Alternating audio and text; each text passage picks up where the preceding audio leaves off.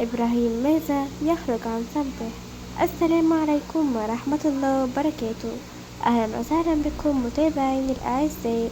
قبل نبدأ ما تنسوش تصلوا على النبي عليه أفضل الصلاة والسلام، وكمان ما تنسوش تديروا الجيم. ويلا بينا نبدأ الفيديو.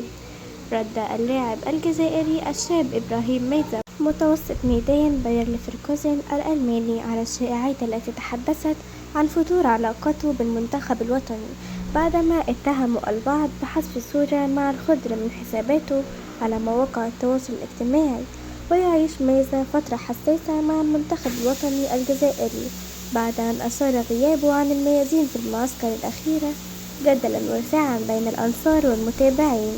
ولم يحظ صاحب 19 عاما بأي فرصة للعب في مواجهتي بوتسوانا وغينيا، في وقت استفاد فيه زملائه من دقائق المشاركة، وهو ما دفع البعض إلى توجيه انتقادات لاختيارات الناخب الوطني.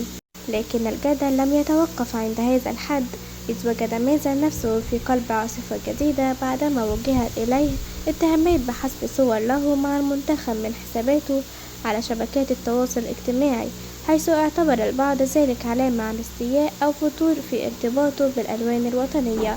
وفي مواجهة هذه الحملة نشر النجم الصاعد صورا جديدة له من المعسكر الأخير، وهو يرتدي قميص الخضر مرافقه برمز تعبيري بسيط يجمع ألوان العلم الجزائري.